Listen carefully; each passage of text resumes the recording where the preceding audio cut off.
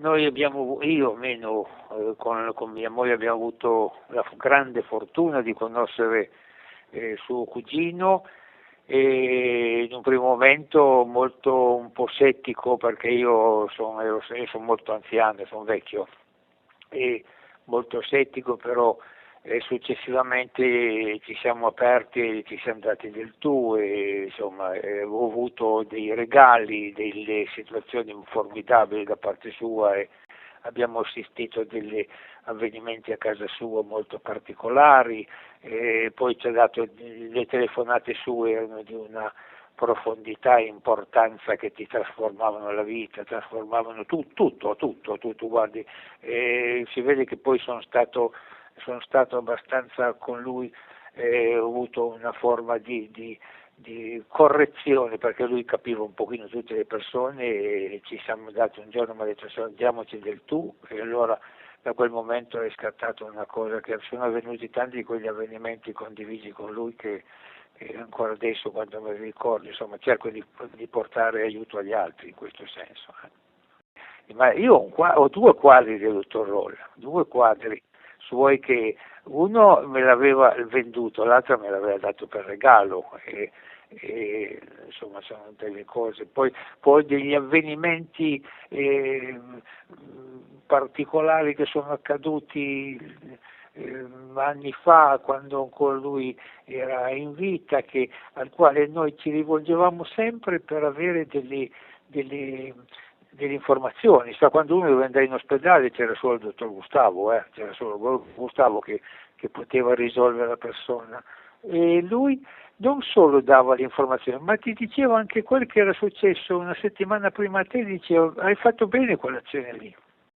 Se mia moglie aveva un'erboristeria in corso Racconigi e in questa erboristeria insomma mi ricordo che un giorno è arrivato lì questo suo cugino per comprare una medicina, un prodotto omeopatico per una signora, una ragazza di 36 anni che aveva un brutto male, si chiamava Liliana Merlo.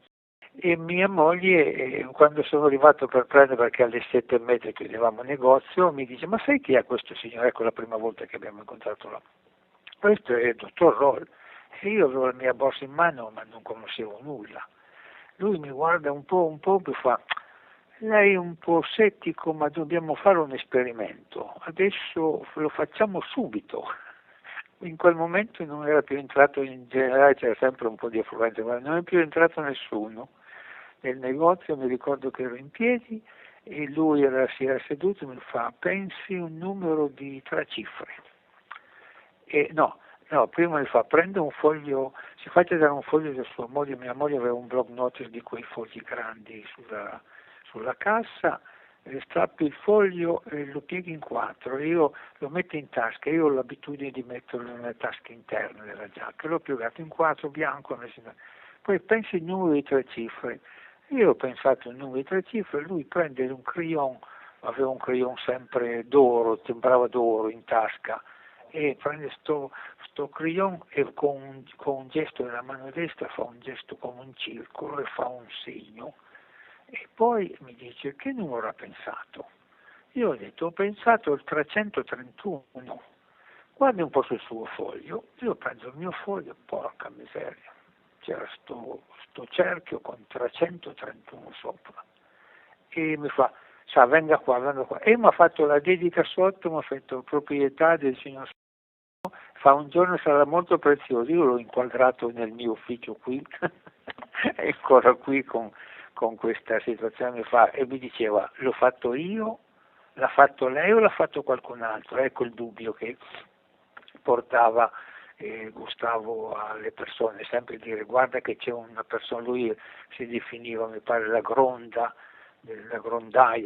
perché insomma avvenivano delle cose tramite lui che lui dice ma io non ne sento, arrivano perché si vede che aveva questo spirito operante, intelligente, formidabile. Mia moglie mi aveva dato questo foglio, lo pieghi in 4, un foglio di quei grandi, ma ce l'ho qui incroniciato. Io avevo il foglio, lui me l'ha fatto piegare in bianco in 4 parti e in tasca, e lui era lontano da me, direi 4-5 metri, era seduto su una sedia dietro nel retro e io ero vicino al banco, perciò ero proprio staccato da lui. Un giorno io portavo i ragazzi che andavano a scuola ancora alla Salle, parliamo del 1988-89, con Gustavo ci davamo ancora del lei, e molto riservato perché non si poteva accedere sempre a lui perché era molto riservato.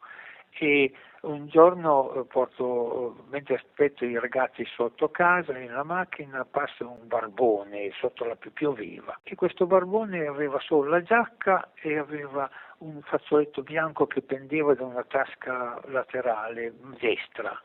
Io lo guardo e dico: ma poverino, io sulla macchina, io ho mai fatto l'elemosina, mai mi ricordo questo fatto. Guardo sul portafoglio, pensi che avevo 50.000 lire. 50.000 lire di una volta, 50.000 lire, ed era una cosa, una somma grande anche per me.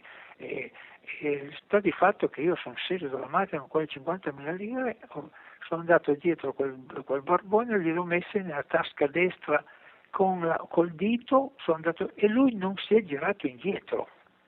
Io sono ritornato sulla macchina e poi guardavo quel barbone e poi ho detto: oh, ma che stupido sono stato, io gli ho messo quella fa, adesso quello lì tira fuori quel fazzoletto bianco dalla tasca e le mie 50, ma faccio sempre delle cose, cioè mi sono rimproverato questo gesto, me lo sono proprio rimproverato. Poi è passato tutto, passa una settimana o 10 giorni, e un signore sotto casa mia, si chiamava Emilio Alessio, era malato di diabete, portavano all'ospedale, lui mi fa: chiedi pure al dottor Urol se per caso mi tagliano la gamba, e io ho detto: oh, adesso glielo chiedo, lui sa tutto.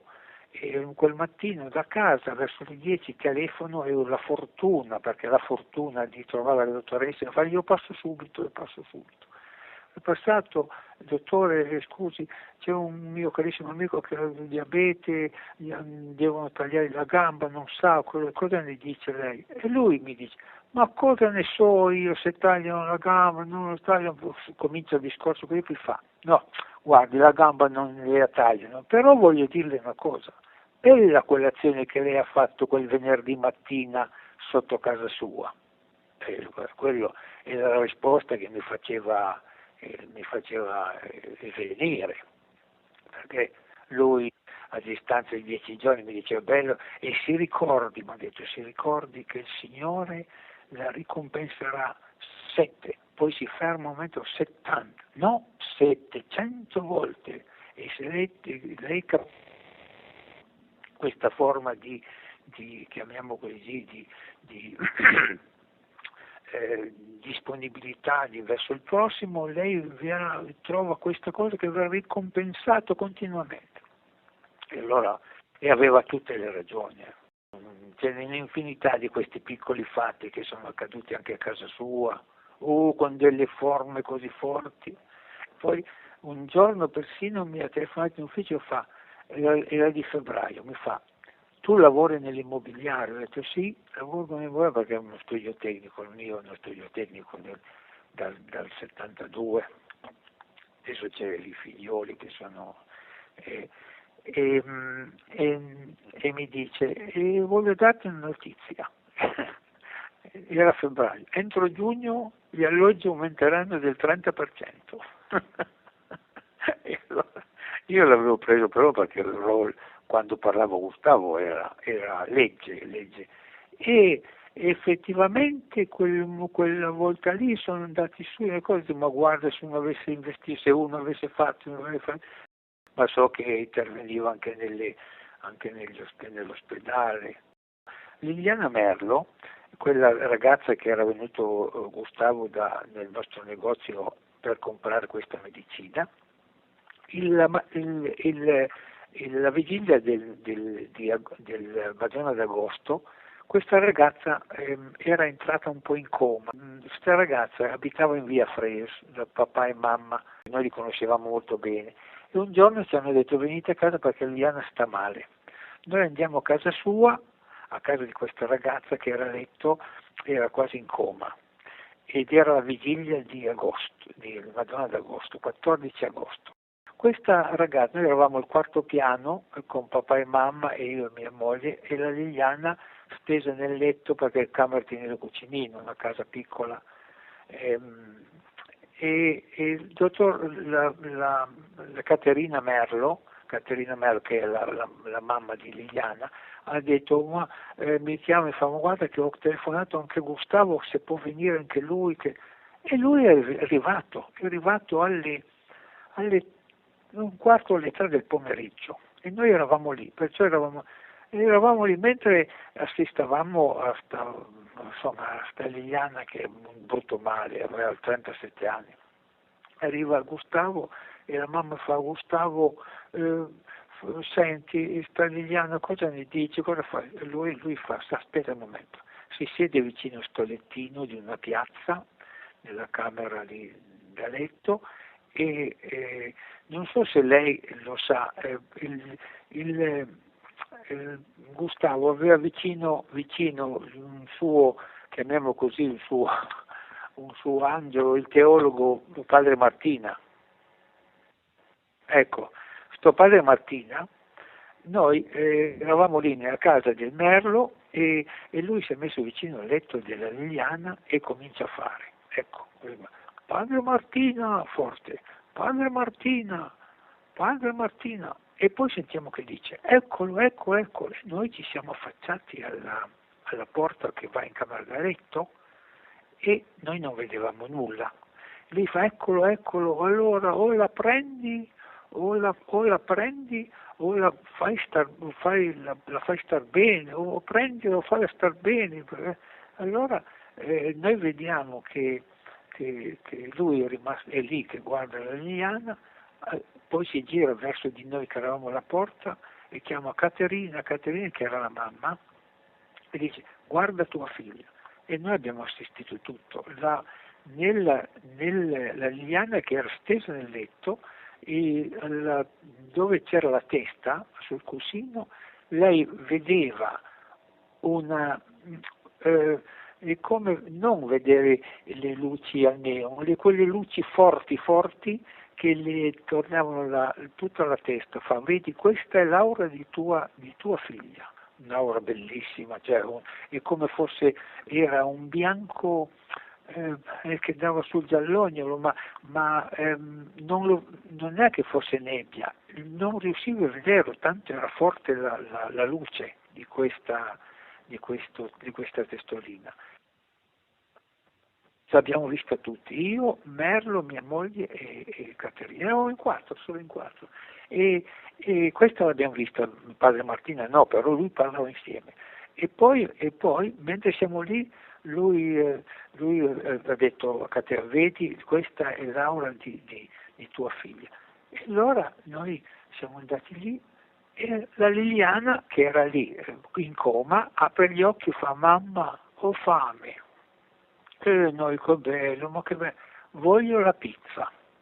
Lei pensi un po' che io e mia moglie abbiamo dovuto, il 14 di agosto, siamo andati in giro, che erano le 3 del pomeriggio, perciò è difficilissimo volevamo trovare un pezzo di pizza da portare a sta ragazza, e l'abbiamo trovata poi in Corso Mediterraneo, in un ristorante che stava quasi chiudendo perché erano quasi le 4 poi il pomeriggio. L'abbiamo portato la pizza, ma avvenimenti adesso è difficile ricordarli con una precisione matematica, ma le dico, sono cose che sono successe a noi, molto belle, e poi mettevano in risalto questo personaggio che aveva dei doni, ecco, direi doni soprannaturali, e li usava molto bene, perché con chiunque parlava portava sempre un forte aiuto.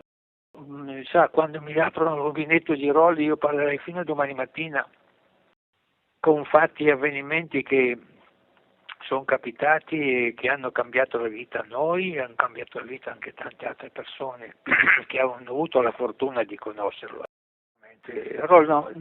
Gustavo si è mai sbagliato, mai sbagliato, mai sbagliato. Io l'ho conosciuto una sera di settembre del 1987. Dunque, c'è stato questo incontro per via di questa amicizia comune che era Liliana, che noi eravamo molto amici di Liliana, sapevamo, e lui è entrato lì, ma per noi è sconosciuto, perché non parliamo poi di cose che sono successe, avvenimenti, cambiamenti di cose che li chiamava esperimenti.